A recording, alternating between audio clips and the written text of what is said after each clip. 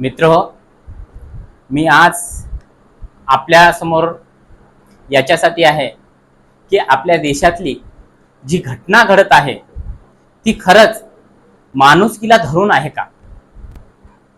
हा देश घडवण्यासाठी या देशातल्या प्रत्येक जाती धर्मातल्या माणसाचं मेहनत आहे, कष्ट आहे. म्हणून या देशावर प्रत्येक माणसाचा अधिकार आहे आणि या देशातल्या शिक्षणावर हा नैसर्गिक अधिकार आहे प्रत्येक माणसाचा. आमचे महामानव आम्हाला हा अधिकार दिलेले आहे. हा नैसर्गिक अधिकार आहे ज्ञान प्रत्येकानं मिळवणं. मग या देशातली ही व्यवस्था एकतर आमच्या विद्यार्थ्यांना शिक्षण मिळवून देत नाही आणि वेगवेगळ्या पेपरांमध्ये गोंधळ घालत आहे. आणि या विषयावर जर सोनम वांगचुक यांच्यासारखे मॅगसेस पुरस्कार मिळवलेले असे मोठमोठे लोक आमच्या लेकरांना शिक्षणाचा अधिकार मिळवून देण्यासाठी त्यांनी जर उपोषणला बसले असतील, अभिजित दिपके हे अमेरिकेमध्ये सेटल होऊ शकते आरामशीर, पण ते त्यांचं भविष्य बाजूला ठेवून या देशामध्ये आमच्या लेकरांसाठी, आमच्या लेकरांना एक चांगलं शिक्षण मिळावं म्हणून त्यांनी या देशामध्ये येऊन आमच्या देशातल्या लेकरांसाठी, विद्यार्थ्यांसाठी ते उपोषणला बसलेले आहेत. मग आमचं कर्तव्य आहे की त्यांच्या बाजूने थांबणं. आमच्या देशामध्ये जी सत्ता आहे, या सत्तेतले लोक त्यांना किमान जाऊन चर्चा तरी करायची होते, त्यांना जाऊन संवाद करायचे होते.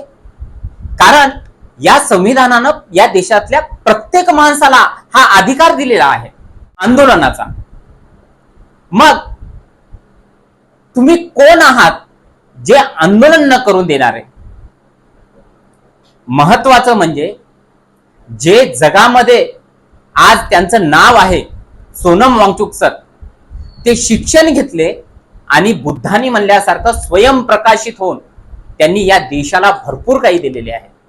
आज जगाच्या पातळीवर त्यांचं एक खूप मोठं नाव आहे. आज आमच्या भारत देशाच्या मीडियावर आणि भारत देशावर पूर्ण जग आज हसत आहे की या देशातली मीडिया आणि या देशातली व्यवस्था अशी आहे की शांततापूर्ण हे उपोषण सुद्धा करू देत नाहीत.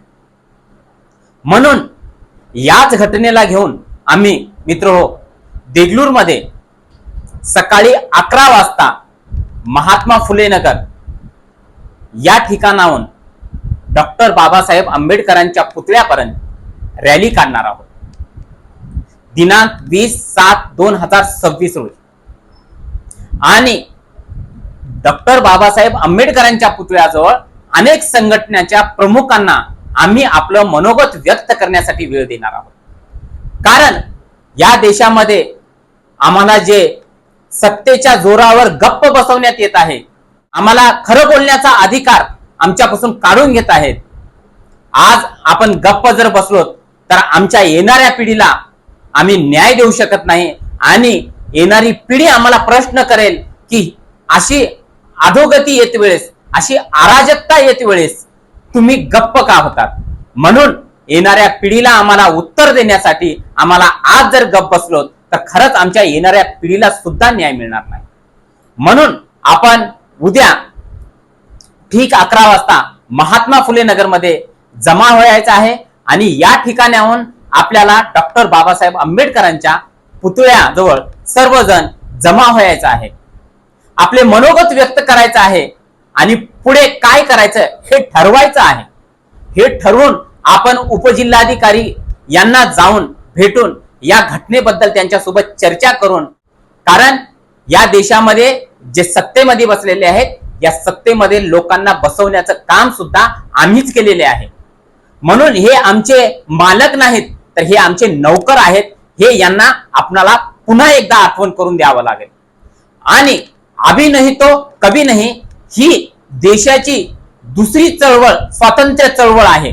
म्हणून आज देशातल्या प्रत्येक नागरिकावर ही जबाबदारी आहे की आपण सर्वांनी एकजुटीनं ही संघटित होऊन आपल्याला या सत्तेच्या विरोधात जावं लागेल आणि यांना प्रश्न विचारावा लागेल की आम्हाला माणूस म्हणून जगण्याचा अधिकार ज्या संविधानानं दिलेला आहे, आम्हाला मूलभूत अधिकार या संविधानानं दिलेले आहेत, तर आपण कोण आहात आमचे अधिकार काढून घेणारे?